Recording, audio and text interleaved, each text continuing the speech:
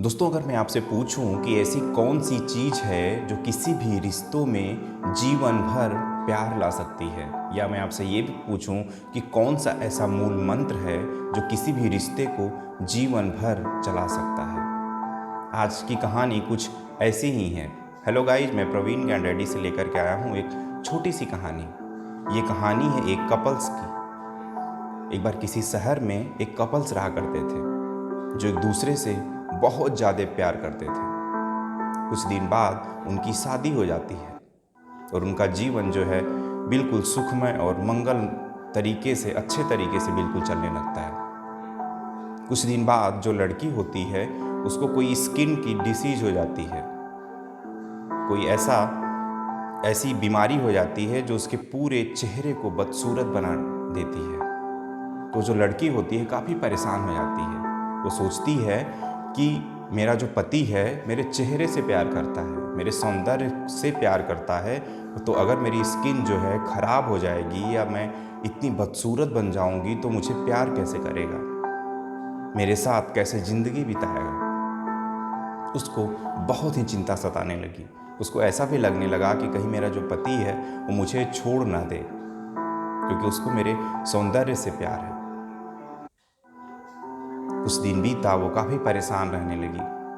उसका पति जो था वो भी उसके भाव को समझता था। उसको भी, उसके जो पति था उसको भी पता चलने लगा कि वो परेशान है इन सब चीज़ों को लेकर के। तो एक दिन क्या हुआ कि जब पत्नी घर पे बैठी थी तभी पति का फ़ोन आता है। पति जॉब करने जाता था बाहर, तो ऑफिस टाइम में बाहर जब रहता है तो उसके फ़ोन पे फ़ोन आता है। तो जैसे वो रिसीव करती है, उसका पति बोलता है कि मेरा एक कार एक्सीडेंट हो गया था और मुझे चोट नहीं लगी है, लेकिन मेरी जो आँखों की रोशनी है वो चली गई थी है। तो प्लीज़ मुझे आओ और यहाँ से ले चलो घर। मैं घर आने के कंडीशन में नहीं हूँ क्योंकि मेरी आँखों की रोशनी चली गई है। वो किसी से कॉल करवाता है। उसकी पत्नी तुरंत भागे दौड़े जाती है और उसको वहाँ से ले आती है।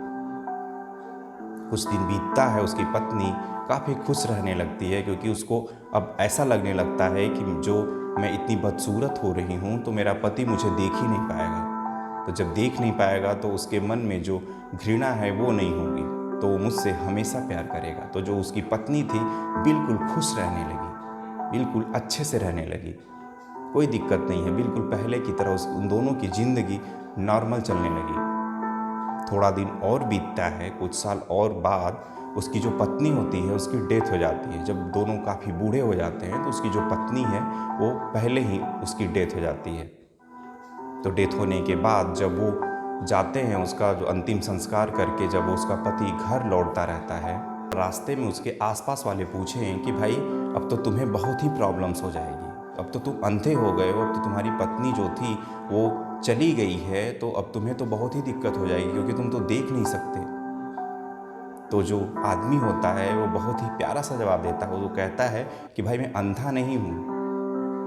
तो मेरी पत्नी जो थी वो इसलिए नहीं परेशान थी कि उसको स्किन की डिसीज हो गई थी, उसको स्किन की कोई बीमारी हो गई थी। वो इसलिए परेशान थी कि मैं उसका बदसूरत चेहरा कैसे देख पाऊँगा।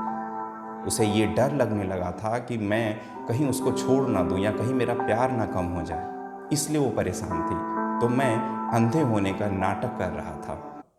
मैं अंधा था नहीं, मेरा कोई एक्सीडेंट नहीं हुआ था। मैं सिर्फ उसके साथ अंधा बन के रहना चाहता था ताकि उसको ये पता चले, वो सुकून से अपनी ज़िंदगी जो है जी सके।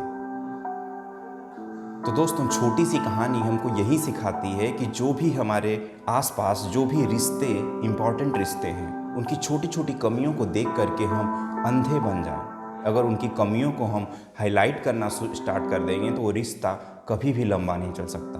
तो छोटा सा मूल मंत्र है जिसे आप ज़रूर ट्राई करिएगा कि अगर आपका जो भी अपना हो, जिसे आप अपना मानते हो, जिनसे आप रिश्ता रखना चाहते हो, उनकी छोटी छोटी गलतियों को देख करके आप खुद ब खुद अंधे बन जाइए।